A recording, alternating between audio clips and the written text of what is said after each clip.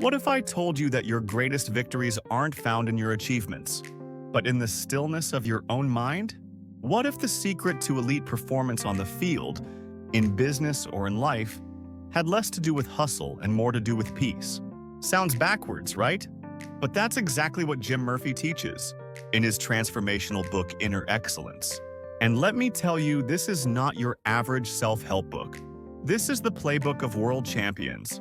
Because Jim Murphy, he's not just some life coach who throws around motivational quotes from an air-conditioned office. He's the mental coach behind Major League Baseball players, PGA Tour golfers, Olympians, and Fortune 500 executives. His teachings have helped athletes win championships and business leaders transform not just results, but their entire lives. But here's the kicker. Inner excellence isn't about being better than others. It's about learning how to master yourself. So grab your drink, silence those notifications, and stay with me, because by the end of this video, you're going to see why Inner Excellence might just be the last performance book you'll ever need. And hey, I want to hear from you in the comments. What's one area of your life where stillness could change everything? Jim Murphy wasn't born into greatness. He started out just like anyone else, full of ambition, full of ego, full of noise in his mind. He played professional baseball in the minor leagues. And at one point, he was chasing the dream every young athlete wants to make it to the big leagues. But something wasn't working. Despite the talent, despite the work ethic, Jim noticed that his performance didn't match his potential. Why? Because his mind was in constant turmoil. He was either doubting himself or trying to prove himself. He was overthinking every move, and eventually, he realized something that would change the course of his life. Performance doesn't come from effort alone. It comes from freedom. The freedom from fear, the freedom from judgment, the freedom from ego. That insight sparked his journey into what would later become Inner Excellence, a system that's part philosophy, part spirituality, and part mental training. Let's break it down. At its core, Inner Excellence is about mastering your inner world so that your outer world can follow. It's about building what Jim calls a mind that's quiet and a heart that's full. Sounds poetic, right? But don't be fooled, it's also incredibly practical. One of the first ideas Jim hits you with is this: you're not here to prove your worth. You're here to express your true self. And that one shift from proving to expressing changes everything. Because when you're trying to prove, you're afraid. Afraid of failure, afraid of judgment, afraid of not being good enough. But when you're focused on expressing your true self, now you're playing with freedom. Now you're playing with joy. One of the most powerful examples of this comes from Jim's work with a struggling MLB player. This guy was talented, no doubt, but he was in a slump. Every game felt like a test he was failing.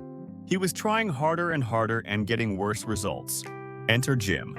Instead of tweaking his swing mechanics or analyzing data, Jim had him sit in silence. Literally. For 10 minutes a day, he had to sit still. No phone. No thinking about the game. Just breathe. Just be.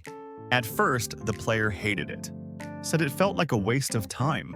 But after a week, something changed. He wasn't as reactive at the plate. He stopped trying to force success. He was just present. And guess what? He went on a hitting streak.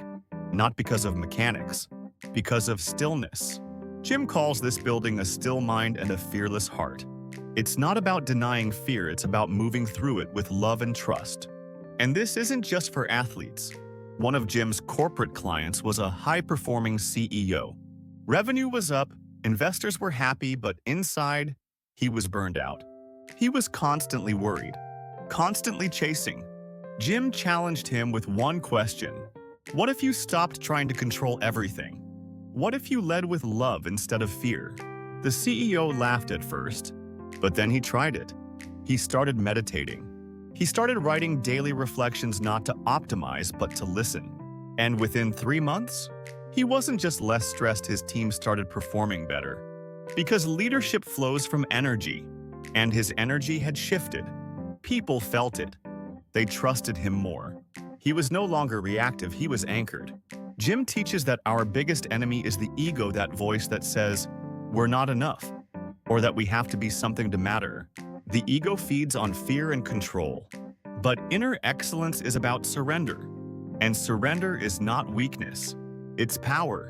Because when you surrender the need to prove, you make space for greatness to flow through you. This idea is rooted deeply in spirituality. Jim often quotes the Bible, the Tao Te Ching, even Rumi, not to push religion, but to remind us, you are not your thoughts. You are not your performance. You are something deeper, something eternal. And when you live from that place, you become unstoppable. Let's talk about another story, this one from the golf world. Jim was working with a PGA Tour player who was terrified of choking in the final rounds. He had the skills, but under pressure, he'd crumble. So Jim had him start writing love letters to the game. No, really. He had to write down why he loved golf, why he started, what it meant to him as a child, how it made him feel when he was out there with no scoreboard. That emotional connection, that childlike joy brought him back to the essence. And in his next tournament, he didn't win, but he played freely. And that freedom, it eventually led to wins. Jim's method isn't about quick fixes. It's about rewiring your identity. He calls it becoming someone who is guided by love, not fear. And there's a simple but powerful tool he uses called the Daily 5. Here's what it looks like. 1. Stillness, at least 10 minutes of meditation. 2. Gratitude, writing 3 things you're thankful for. 3. Journaling, reflecting on what you're learning. 4. Affirmations, reminding yourself who you really are. 5. Service, doing something for someone else without expecting anything back. Simple, right? But done consistently, it changes everything, because it shifts your attention away from outcomes and back to intention, from results to presence. One of the most emotional stories Jim shares is about an athlete who lost everything: his contract, his confidence, his sense of self. He was suicidal, felt like life had no meaning outside of the game. Jim didn't give him a pep talk. He just sat with him, asked him to write a letter to his younger self, to tell that kid, the one who just loved playing, that he mattered even without a scoreboard. That letter became a turning point. The athlete didn't just recover his career, he found his soul. And that's what inner excellence is really about. It's about remembering who you are beneath the noise. Jim says it like this: you don't need to achieve to be valuable. You need to remember to be powerful. Let that sink in. Now let me ask you, when was the last time you did something purely for the joy of it? No agenda, no outcome, just for the love?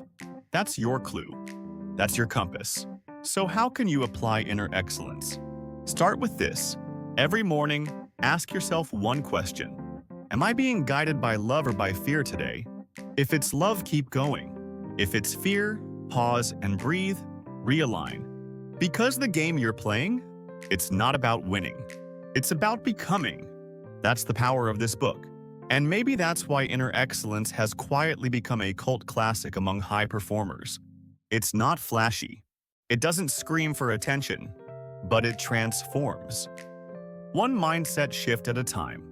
So whether you're chasing a goal, recovering from a failure, or just trying to find peace in the chaos, this book, it's for you, not to fix you, but to reveal you. And that, my friend, is the beginning of everything. So if this resonated with you, don't just scroll on. Hit that like button. Drop a comment and tell me what's one practice you're going to start this week for your inner excellence. And make sure to subscribe, because we're just getting started. Until next time, breathe deep, lead with love, and remember, you're already enough. Let everything else flow from there.